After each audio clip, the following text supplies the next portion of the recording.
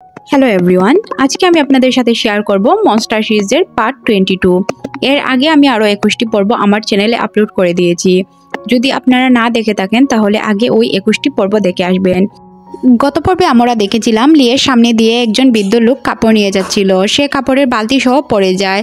লি অনেক হেল্পফুল হওয়ায় সে তাকে হেল্প করে, কিন্তু বৃদ্ধ লোকটির হাতে ছুরি ছিল এবং বৃদ্ধ লোকটি লিয়ের পেটে দিয়ে ছুরি ঢুকিয়ে দেয়। এখানে আমরা দেখতে পাই যে লি হাসছিল, কারণ লির পেটে ছুরি লাগেনি। লি হাত দিয়ে ছুরিটাকে কভার করে ফেলে, যার কারণে লিয়ের কোনো ধরনের ক্ষতি হয় না। এটা দেখে বৃদ্ধ লোকটি অনেক বেশি ভয় পেয়ে যায়। সে ভাবতে থাকে কিভাবে বুঝলো লি।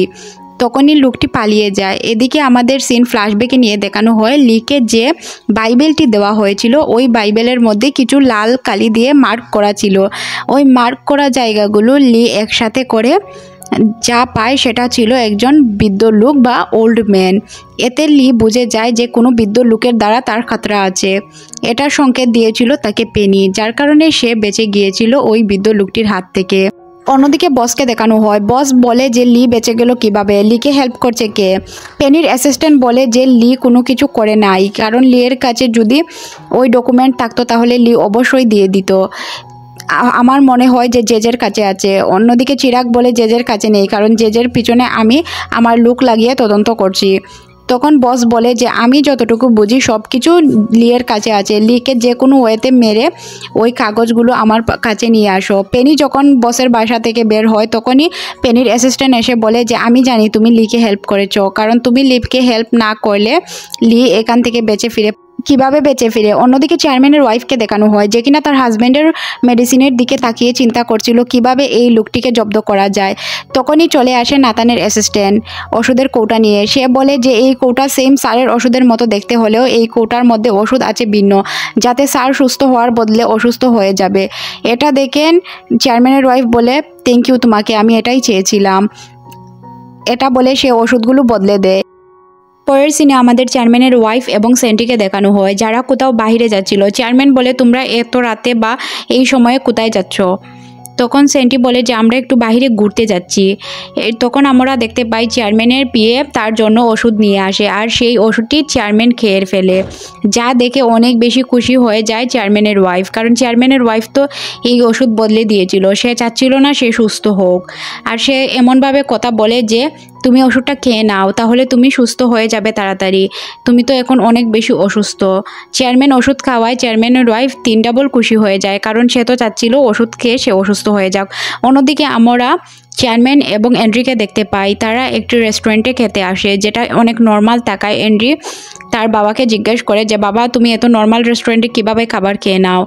তখন চেয়ারম্যান বলে যে তোমার মা শেলবি এবং আমি এই জায়গায় দেখা করতাম। এটা শোনার পর এন্ড্রি বুঝতে পারে যে তার বাবা তার মাকে ভালোবাসতো, আর তার বাবা সম্পর্কে তার যে ভুল ধারণাটাই ছিল তখন ওই ধারণাটিও বদলে যায় এবং চেয়ারম্যান তার সাথে ইমোশনাল কথায় জড়িয়ে পড়ে। অন্যদিকে আমাদের চেয়ারম্যানের ওয়াইফ এবং মেয়েকে দেখানো হয়, তারা একটি রেস্টুরেন্টে মিটিং ডেকেছিল, শেয়ার হোল্ডার মিটিং যেটাকে বলে।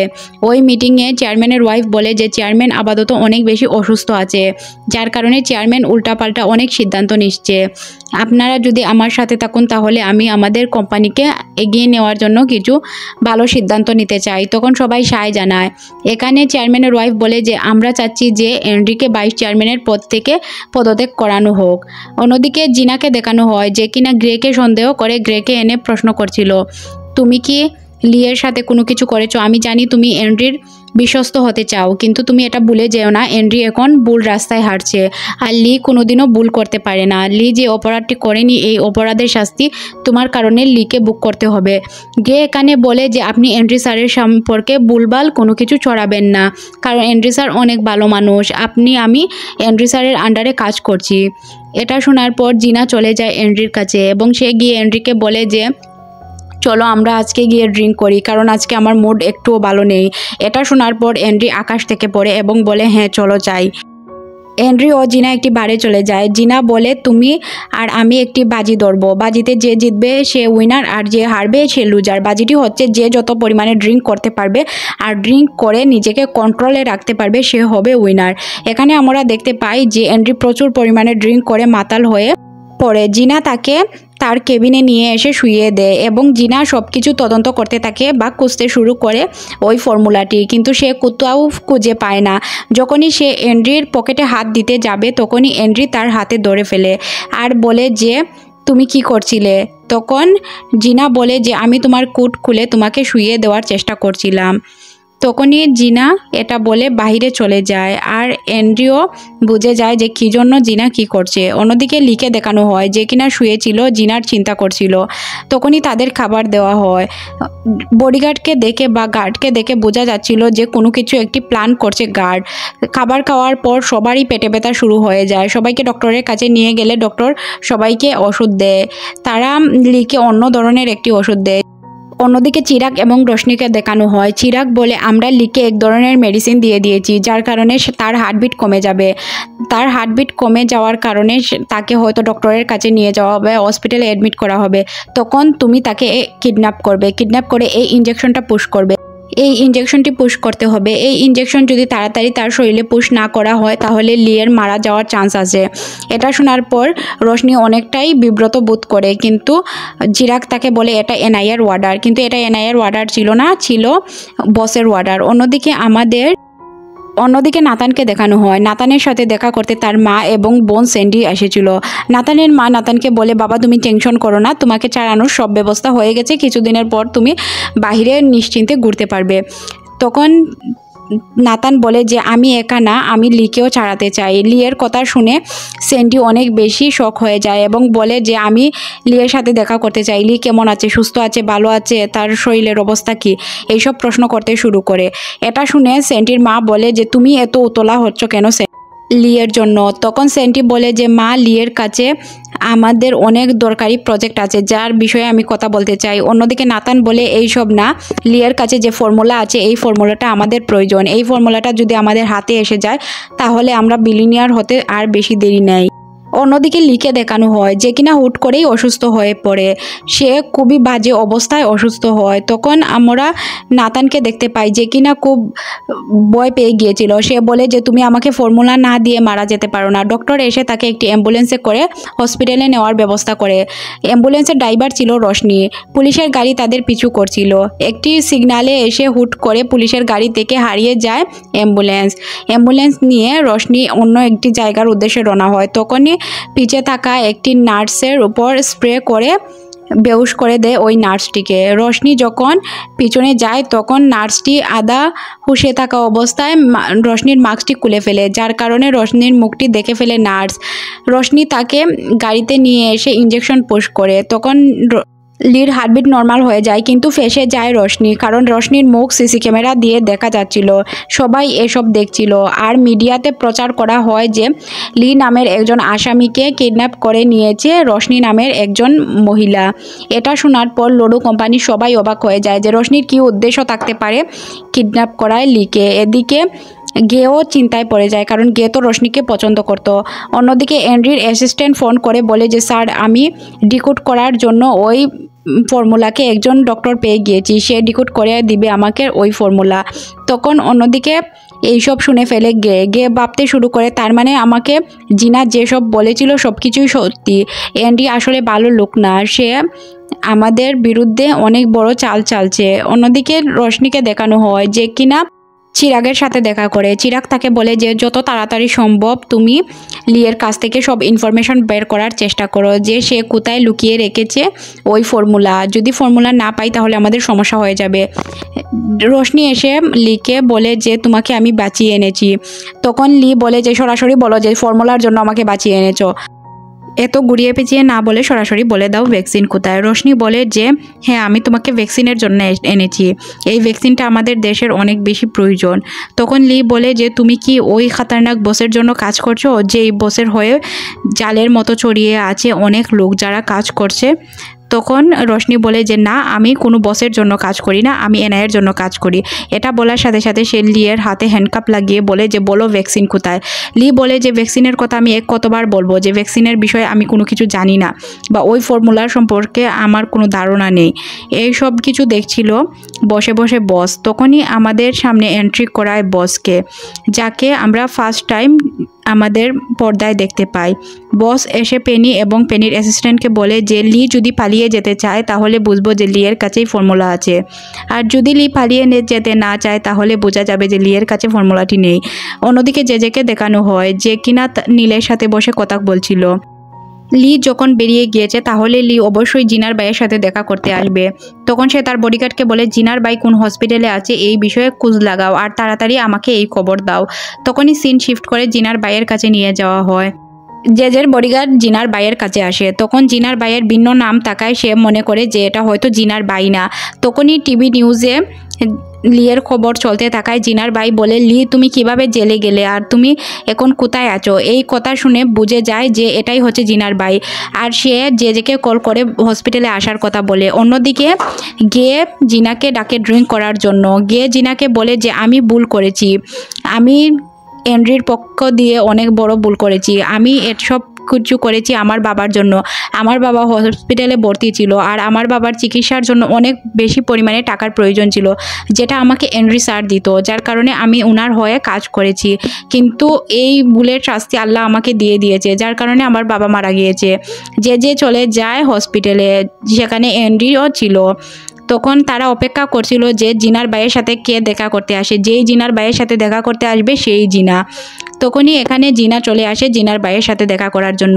সবাই এখানে দেখে চমকে যায়। এন্ড্রি বলে তার মানে ইয়াং চুংই হচ্ছে জিনা, যাকে এত বছর ধরে আপনারা খুঁজছেন। এটা দেখে জেজে এবং তারা তিনজনই বুঝে যায় যে ইয়াং চুনি হচ্ছে জিনা। আমি তো আপনাদের আগের পর্বেই বলেছিলাম যে ইয়াং চুনি হচ্ছে জিনা, তার নাম পরিবর্তন করে এখানে এসেছে।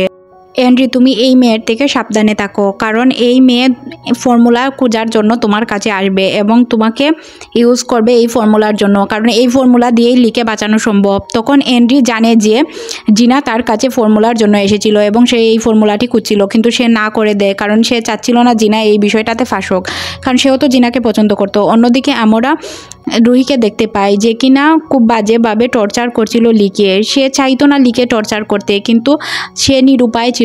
সে ভাবছিল সে এনআইয়ের জন্য কাজ করছে। সে চিরাগকে ফোন করে বলে যে আমার মনে হয় না যে লিয়ের কাছে এই সব কিছুর তথ্য আছে বা লিয়ের কাছে ফর্মুলা আছে, এই ফর্মুলা হয়তো জেজের কাছে আছে।